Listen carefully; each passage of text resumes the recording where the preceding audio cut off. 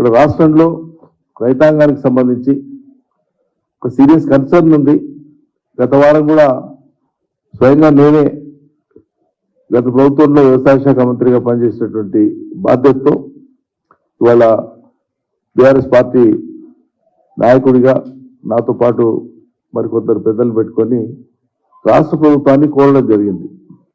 విజ్ఞప్తి చేస్తాం మేము. వాస్తవంగా కృష్ణా బేసిన్లో నీళ్లు తక్కువ ఉన్నాయి, వర్షపాతం తక్కువ నమోదైంది ఈ సంవత్సరం, అందరికీ తెలిసిందే. దాన్ని దృష్టిలో పెట్టుకుని రైతాంగం కృష్ణా బేసిన్లో చూసి పంటలు వేసుకుంటున్నారు. యాసంగి ఎవరికైతే బోర్డ్స్ సప్లిమెంట్ చేస్తాయన్న నమ్మకం ఉందో ఆ మేరకు.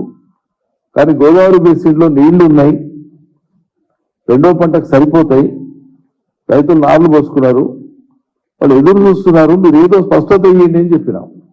కానీ గవర్నమెంట్ పెద్దలు ఎవరు కూడా దాని మీద స్పష్టత ఇస్తలేరు. విచిత్రం ఏంటంటే నిన్న కొన్ని పత్రికలలో కూడా రాష్ట్రంలో సాగు విస్తీర్ణం తగ్గుతా ఉందని వార్త వచ్చింది. ఇది చాలా దురదృష్టకరం. సాగు విస్తీర్ణం తగ్గడం అంటే ఏంటి? దేనికి ఇండికేషన్? అది ప్రోగ్రెస్కి ఇండికేషన్ కాదు కదా. కాబట్టి సాగు విస్తీర్ణం తగ్గడం అంటే దానికి కాంట్రిబ్యూటింగ్ ఫ్యాక్టర్స్ కరెంటుకు సంబంధించిన సమస్య ఉంటుంది, పెట్టుబడికి సంబంధించిన సమస్య ఉంటుంది, నీళ్లకు సంబంధించిన సమస్య ఉంటుంది. పెట్టుబడి మీరు ఏకనైపోతే రైతు బంధు ఎకరా లోపించి ఆపేస్తుంది, ఇలాంటి గతి లేదు. నీళ్లు స్పష్టత లేదు, ఇస్తారా అయ్యారా గోదావరి బేసిన్లో. కరెంటు మీరే చెప్తున్నారు, అధికారికంగానే ప్రకటిస్తున్నారు, కొన్ని కోతలు ఉంటాయని చెప్తున్నారు. చాలా మటుకు 16-17 గంటలు కూడా చాలా జిల్లాల్లో రావట్లేదు, ఆపాపిస్తున్నారు. యథార్థం ఇది. కాబట్టి రైతులు ఆందోళనతో ఉన్నారు. మరి మీరు ఏం చేస్తారో చెప్పండి రైతాంగానికి స్పష్టంగా. 24 గంటలు గత ప్రభుత్వం ఇచ్చినట్లు మేము కూడా ఇస్తామని ప్రకటించారు. ఇప్పుడు ఇవ్వగలిగితే ఇస్తారా, ఇవ్వరా, ఇస్తే ఎంత ఇస్తారు? 24 అని చెప్పి తక్కువ ఇవ్వడం కాదు, 24 ఇచ్చే పరిస్థితి ఉంటే చెప్పండి, ప్రజలకు ఇస్తున్నాం, గ్యారెంటీకి ఇస్తామని. కాబట్టి ఈ సాగుకు సంబంధించినటువంటి కొంత సందిగ్ధత ఉంది, రైతులు ఆందోళనలో ఉన్నారు. ఈ నీళ్లు కానీ, పెట్టుబడి కానీ, కరెంటు కానీ ఈ విషయంలో ప్రభుత్వం సరైనటువంటి సమయంలో స్పందించడం లేదు. రైతులకు అనువుగా తీరికతో మీరు స్పందిస్తే, తీరికతో మీకు వీలైనప్పుడే ఇస్తే ఇది ఆగదు, వ్యవసాయం ఆగదు. కాబట్టి రైతులు విధులేని పరిస్థితులలో మానుకుంటారు, మీకోసం ఆపరు, కానీ విధులేని పరిస్థితుల్లో ఆపుకుంటారు.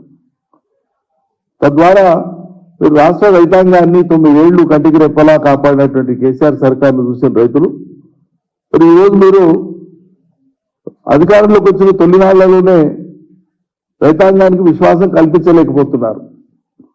దయచేసి దృష్టి పెట్టండి, ఇప్పటికైనా మించింది లేదు. తక్షణమే పెట్టుబడి ఇవ్వండి, తక్షణమే నీళ్లు ఇవ్వండి, అందుబాటులో ఉన్న నీళ్ళనే ఇవ్వండి. చెప్పండి, అంచనా వేసి చెప్పండి. గోదావరి బేసిన్లో ఉండేటువంటి రిజర్వాయర్స్లో ఇన్ని నీళ్లు ఉన్నాయి, ఇన్ని లక్షల ఎకరాలు సరిపోతాయి చెప్పండి, అదే చెప్పండి. లేదా ఈ పంట వేయండి, లేకపోతే ఈ పంట వేయొద్దు అని చెప్పండి. ఓ ప్రణాళిక ప్రకటించండి, వ్యవసాయ ప్రణాళిక, యాసంగిది. అది ఏది చేయకుండా విమానాన్ని మీరు రైతాంగాన్ని వదిలేస్తే చాలా అన్యాయం ఇది. దానికి తోడు నియాల మళ్ళా మొదలైనవి. యాసంగి అవసరమైనటువంటి యూరియా కోసం రైతులు లైన్లో నిలబడుతున్నారు. నిర్మల్ జిల్లాలో రైతులు బార్లు తీరి నిలబడేటువంటిది టీవీలలో, పేపర్లలో వచ్చింది. 7 గ్రామాల రైతులు ఒకే చోట సొసైటీ దగ్గర చేరి, 7 గ్రామాలకు సంబంధించినటువంటి రైతులు సొసైటీ దగ్గర చేరి లైన్లో నిలబడ్డారు. చాలా దూరం పొరుగాటి లైన్ కనిపిస్తా ఉంది మనకు అక్కడ. ఏంటి అంటే నియంత్రణ చేస్తారు మీరు. వచ్చిన 45 రోజులకే రైతాంగాన్ని యూరియా కోసం లైన్లో నిలబెడతారు. అసలు మీకు పట్టింపు లేదా? ఎంత భూముల మీద, ఎంత జాగ్రత్తగా మీద ఉంటే పనులు అవుతాయి ప్రభుత్వంలో. ఏం చేస్తున్నట్టు మరి? చాలా అన్ఫార్చునేట్, చాలా దురదృష్టం రైతాంగానికి ఈ స్థితి కలగడం అనేటువంటిది. అదేవిధంగా రాష్ట్ర ముఖ్యమంత్రి గారు దావోస్ వెళ్ళేది సంతోషం. గత ప్రభుత్వాల వల్లనే పెట్టుబడుల కోసం పోవడం, ప్రయత్నం చేయడం సంతోషమే. కానీ దురదృష్టం ఏంటంటే అక్కడ పోయిన కాడ పెట్టుబడులు తెచ్చేదానికంటే రాజకీయాలు మాట్లాడారు, వారు అసంబద్ధమైనటువంటి విషయాలు మాట్లాడారు. నేను మాట్లాడిన విషయాల మైన్యూట్స్లోకి నేను పోతలేను, ఎందుకంటే మాట్లాడిన వీడియోలలో ఉన్నాయి కాబట్టి వీడియో ప్రజలకు చూసేటువంటి వాళ్ళకి అర్థమవుతుంది. అక్కడ ప్రశ్నలు ఏంటి, దానికి చెప్పిన జవాబులు ఏంటి, జవాబుల తీరేంటి చూస్తే మనకు అర్థమవుతుంది. ఒక రాష్ట్ర ప్రతిష్టను పెంచే విధంగా ఉండాలి. మనం బయటికి కాలు పెట్టినాము అంటే ఓ మంత్రి కానీ రాష్ట్ర ముఖ్యమంత్రి కానీ పక్క రాష్ట్రం పోయినా పక్క దేశం పోయినా ఇంకెక్కడికైనా పోయినా ఈ నేల యొక్క ఔన్నత్యాన్ని, ఈ రాష్ట్రం యొక్క గొప్పతనాన్ని చాటే విధంగా ఉండాలి, ప్రతిష్టను ఇనుమడింపజేసే విధంగా ఉండాలి. దురదృష్టవశాత్తు అట్లా అనిపించలేదు, అసంబద్ధంగా అనిపించింది. భవిష్యత్తులోనైనా అట్లా సరి చేసుకుంటే మంచిదనేటువంటి ఇది రాష్ట్ర పరువు కోసం, రాష్ట్ర మర్యాద కోసం మేము హితవు చెప్తున్నాం.